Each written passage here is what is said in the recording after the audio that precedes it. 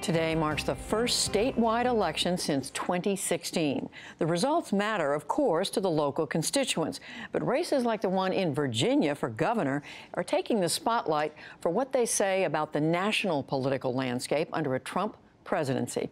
We're going to break down now what's at stake in Virginia with Stuart Rothenberg of Inside Elections. Welcome back to the program. Thanks, Judy. So, Stu, why is this Virginia governor's race getting so much attention?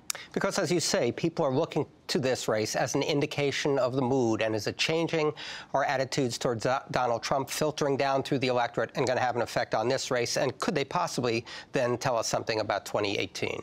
So you have a Democratic governor stepping down in Terry McAuliffe, and the candidates running, Democrat Ralph Northam, the lieutenant governor, right, running against Republican Ed Gillespie. What kind of races have they been running? Well, Gillespie is funny. Gillespie's background is an establishment Republican. He chaired the RNC. He was close to George Bush. He was an advisor of the Romney campaign. Yet the more he's run, the more he has sounded like Donald Trump, talking about cultural issues, football players kneeling, Confederate statues, and things like that. And so his campaign, even though Ed has a reputation as being an establishment guy, he's running as a Trump candidate. Northam is raising the issue of Trump somewhat. He's also trying to present himself as a reasonable governor, as not a lunatic left-winger. He's a doctor. He knows people. He's spent his whole life helping people. He's running that kind of campaign, I think, trying not to alienate voters along the way. So which groups of voters are we looking at? I mean, there's so much conversation about how Northern Virginia votes more Democratic, Southern, Western Virginia votes more Republican. What are you looking at? Well, we're looking at two things. We're looking at the makeup of the electorate and how individual groups vote. Those are two slightly different things. If the electorate is significantly younger, that would be good for Northam, because younger voters tend to be more liberal, tend to be more Democratic. If the electorate is whiter than we expect, then that would be good for Gillespie, because that's been the Republican strength and that's his strength. So we're looking to see which groups participate, and then how well do Northam and Gillespie do with each group. So it's one thing to say, yes, there are younger voters are voting, but are they voting more overwhelmingly for Northam, for example, than we would expect? So it's the number who are participating, but also how the groups are voting. And in the polling that's been done, what have voters been saying about what's affecting their vote? Well, we have some numbers right now. This evening, the early numbers have been released on some preliminary exits, just preliminary. This is on their opinion, not on how they vote. Right. This is just on, this is the exit poll on attitudes. And people, half the voters in Virginia, are saying that Donald Trump is a factor, not the factor, not the only factor, but a factor in how they voted. And by 2 to 1, those people tend to not be voting for Donald Trump. You know, candidates run campaigns. They talk about the issues they want to talk about. They emphasize their backgrounds. But even when they're not specifically talking about Donald Trump, he's there. He's a cloud hanging over this campaign.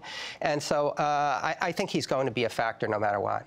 So he's obviously been tweeting about the race. Vice President Pence has been in the state campaigning for him. Former President Obama was in there competing for Northam. These candidates have gone in for the parties to try to influence. And the parties are spending lots of money. The Republican and Democratic Governors Association, interest groups, environmental groups on the Democratic side. So yeah, to some extent the race has been nationalized, and also it's Virginia.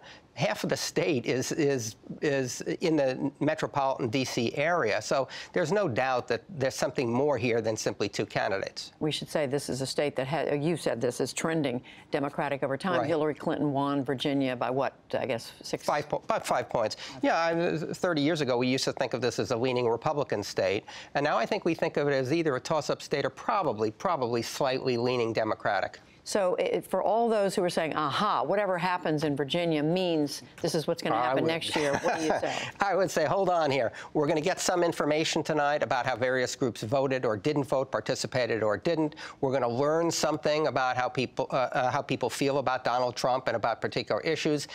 It is going to inform us over the next year. But look, this is one contest, one election. Let's not overread from it. I think there are going to be some lessons, but be cautious. Now, New Jersey is the one other state having a governor's race today. The difference there is the Democrat has been running well ahead, and is expected to win. Phil Murphy, former ambassador to Germany. It's a Democratic state. The outgoing Republican governor, Chris Christie, is wildly unpopular.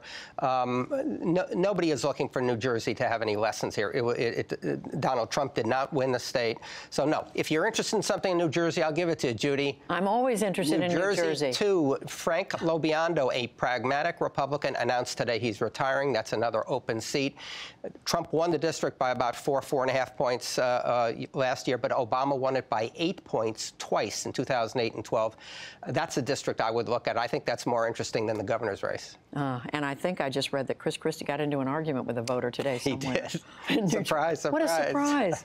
Stu Rothenberg, thanks. And Sure. you'll be back later on as we update the West Coast. Yeah. Thank you very much.